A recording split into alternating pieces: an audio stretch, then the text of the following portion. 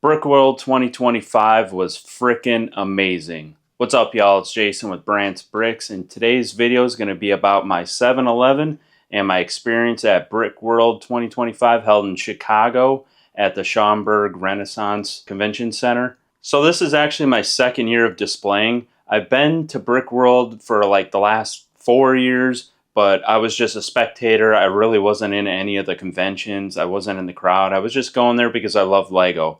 And I was just a spectator, right? Well, last year was the first year that I actually brought something that I built. It was the Meekum stage, and this year I took the 7-Eleven, which I built, and these cars, these are all bought on Rebrickable. As you can see, I got the initial D AE86, we got the Mazda FD RX-7, and we have the Nissan 240 SX. Those I got off of Rebrickable, and I built those. And this year's theme was a 7-Eleven in Japan. As you can see, we have the cherry blossom over here, and we have the 7-Eleven, which is notorious and from Japan. I actually leave for Japan here on June 21st. I'm going to be there for a week, so I can't wait to explore it on its own. I showed up to BrickWorld, and my lights weren't working because I had severed the cords, and I was lost. I was like, oh man, that's the best part. It's lit up. How are you going to see the glizzy roller inside if it's not lit up? Shout out to Brick Stuff at BrickWorld. I went over to their booth. They hooked me up with this nice power pack. What I got was the basic $50 Light One Building Modular pack. It came with enough lights, and I was able to run it off batteries, so I didn't have to worry about a power cord or anything like that, or an outlet, which was nice. So I got it lit up just in time for World of Lights. So this is my first year actually seeing World of Lights, and that was the coolest experience I've ever had. It is just amazing walking up and down the rows and looking at everyone's mocks and creations just all lit up. It's the coolest thing in the world. If you've never gone, I suggest buying the whole convention pass just to get in and see the World of Lights. It runs from 10 to 12. Everyone's walking around. Some people are having drinks in the lobby, coming, walking through, looking at all the lights. It's really sweet. If you've never seen that, I definitely recommend it. It's worth the money. The one thing that sucks, though, is I was not able to hit the veterans meetup. I missed that. Pissed about that. But the best part about it was my table spot was located right next to this fellow Marine veteran as well, who's a bit older than me, but we just got to talk the whole time, and it was a lot of fun. It's just how fate puts it. It was just crazy that my second year I got to sit next to this guy and really just become friends with this guy.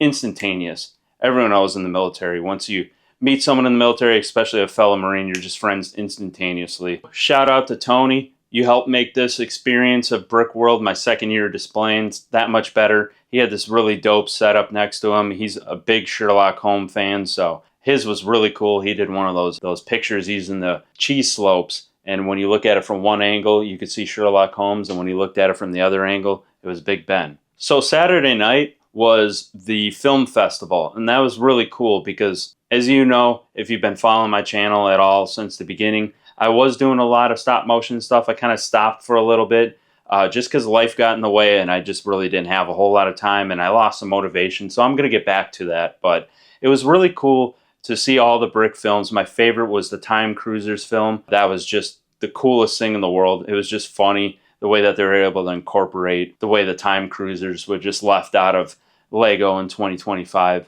That was a really good one. It's probably on YouTube or something like that, or maybe, in the future, but check that one out if you can. The film festival is really cool. That ran for about 2 hours just before World of Lights, so I was able to back-to-back both of those, and I was able to have this boy lit up as there was no other light in this mock. There was no other lights, which made it kind of ominous, and it made it look like this was like a 7-Eleven in the countryside of Japan or something like that, with no street lights or nothing like that. So it looked kind of cool, and it made the cars go kind of be silhouetted is what I'm trying to say. What I really wanted to do, but I didn't have enough time, I really wanted to put underglow on the bottom of these cars and then run some of the wiring through the grates that I have here, which are just basically like sewer grates that I incorporated here. To top it all off, which if anyone's followed 7-Eleven's page on Instagram, you'll see that they share everybody's cars, motorcycles, anything that they take pictures of in front of 7-Eleven. They really got back behind their customer base who was taking those photos, and they ran with it. And now it's almost a cultural icon piece to be taking photos of your car in front of a 7-Eleven. So 7-Eleven will do a Car of the Year competition, and what they'll do is people will vote on the Car of the Year, and the winner will have Larry Chen fly out and photograph the winner's car in front of a 7-Eleven. So this is my little Larry Chen minifigure that I had here. You can see he has his camera. Larry's usually got his scarf on, long sleeves because he's outside in the sun. This is the closest I could get to like one of those Booney safari hats. There is Larry Chen standing in front of the cars, photographing them in front of 7-Eleven. So that's basically the premise, all while in Japan, and linking that up with the Japanese cherry blossom. As you can see inside, we have the glizzy roller, we got the Slurpee machine, we got some sodas and some random stuff. I didn't have any custom printed stuff, and I didn't really think that it would matter all that much, so I just put some old newspapers from like the Harry Potter stuff back in the day with like Azkaban and all that jazz. So I had those sitting in the front row. You can see I have some of the, touch the tap, insert your card readers.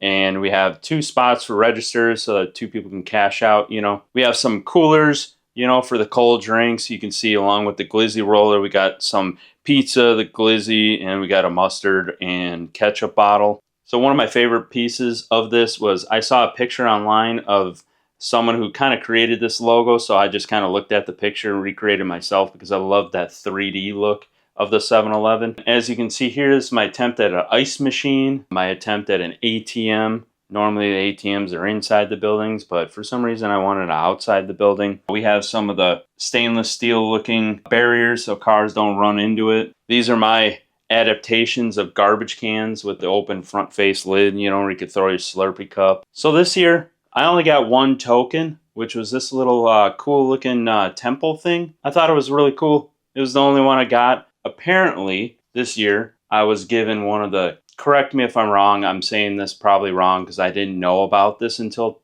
this year.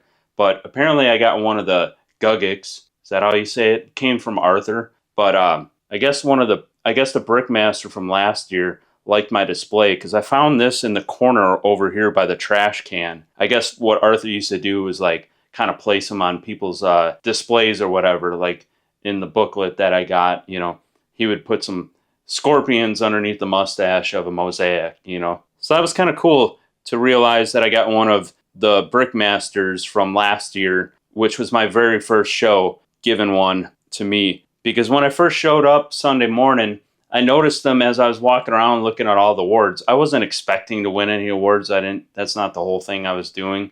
But I was just walking up and down to see who was winning what, so I can get an idea of like who won, best large building, or who won best mech, or who won best ship or spaceship or whatever, best Star Wars display. I was just walking around and I noticed that these were on some that had awards and these were on some that didn't. And I walked from the left side where Whistler was as you're walking in all the way over to the right side because I was on the right side wall. And when I got back to my desk or my spot, I noticed that this boy was sitting in the corner. And then I saw that, and I recognized that everyone else had, not everyone, but others had them on their displays.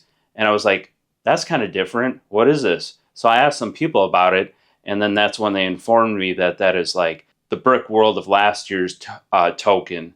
But there's only one Gugic that's officially recognized from BrickWorld, I guess. And that's whoever the Brickmaster was last year, giving those out for this year. So that was really cool. Kind of felt honored to get one of these. I talked to one dude, he said that he's been there for years and years, and this was his first year he finally got one. So it's kind of cool knowing that I got mine in my second year. Not saying I'll ever get one again, but it just shows that some, last year's Brickmaster liked this 7-Eleven, which is pretty sweet. This year's BrickWorld was a lot of fun. I met a lot of new people. The only one person that I didn't get to see was Shy Time, which kind of sucks because me and him are Marine brothers. He was actually stationed in Pendleton while I was in 29 Palms roughly at the same time. So it would have been cool hanging out with him, but I know he's busy these days, especially when he was doing the whole Bricklink Designer Program Series 8 reveal. I guess we just never met up. He even messaged me saying that every time he walked past my mock, he didn't see me there. So I guess that's fate. Sucks, but I guess we'll see each other next year at BrickWorld. This time I won't miss the veteran meetup that you guys had. I can't wait for next year's BrickWorld in 2026. Definitely going, definitely bringing something. I'm going to try to bring something new every year just because as a photographer, I like to create new things. I don't like to bring the same thing over and over. I wouldn't like to bring the same thing over and over is what I'm getting at. I'd like to show up every year with something new. So let's see what I'll create next year. I got a whole year of planning, and I'm definitely going to be entering a stop motion film for that film fest. If you guys like this video, please like and subscribe. It'll help me out. I'm just a new channel, just getting some videos out there. Hopefully we'll get some more stop motion stuff here pretty soon. But I appreciate y'all. I'll catch y'all later. And don't forget to hit the like and subscribe. Thank you. Later.